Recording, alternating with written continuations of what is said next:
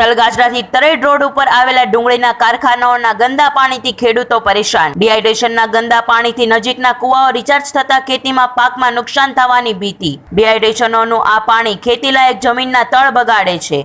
આ ગંદુ પાણી નદીમાં ભળતા તલગાજરાના ગ્રામ પંચાયતના કુવા સુધી પહોંચી ગયું છે।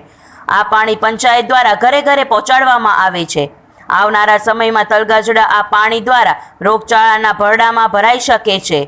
અત્યારે આ ગંદા પાણીથી આખા તળાવો ભરાઈ ગયા છે।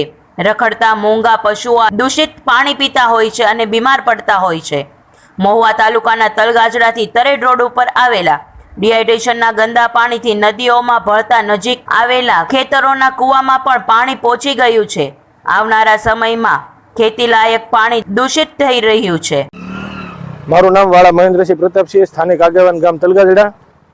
અમારે અહીંયા જે તલગાજડાથી તરેડ રોડ છે ત્યાં ડુંગળીના ડિહાઇડ્રેશનના કારખાના આવેલા છે અને ત્યાં એ લોકોનું કેમિકલ યુક્ત જે વેસ્ટ પાણી છે એ લોકો અમારી જે ચેક ડેમ નદી છે ત્યાં એ લોકો પાણી કાઢે છે। તો અમારે જે ગામનો જે ટૂંકમાં પાણીનો કૂવો છે ગ્રામ પંચાયતનો ત્યાંથી અમે ઘરે ઘરે નળ દ્વારા પહોંચાડીએ છીએ। એટલે એ કૂવામાં પણ ચાર્જિંગ થઈ ગયેલ છે અને સામેના ખેતરો જે છે એમાં પણ કૂવામાં ચાર્જિંગ થઈ ગયેલ છે। તો અમારા મીડિયાના મારફત દ્વારા પ્રશાસનને પણ અમે કહેવા માંગીએ છીએ કે આ વેસ્ટ જે પાણીનો નિકાલ છે એ સદંતર તરતને હાર્ડ એન્ડ ફાસ્ટ બંધ કરવામાં આવે એમ એ અમારી ગામ લોકોની માંગણી છે।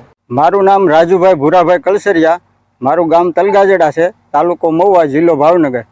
અમારી એવી માંગણી છે, હું ખેતી કરું છું, કે અમારા ખેતરની સામે કારખાના 2 ડુંગળીના બનેલા છે, એનું ખરાબ પાણી અમારા ખેતરની સામે જ કાઢવામાં આવે છે। બાજુમાં અમારો કૂવો છે એની અંદર પણ એ પાણી આવે છે અને એનું પાણી આગળ જઈને અમારે પંચાયતનો કૂવો છે જે ગામમાં પાણી નળ કનેક્શન દ્વારા જાય છે એમાં પણ એ પાણી અત્યારે આવે છે।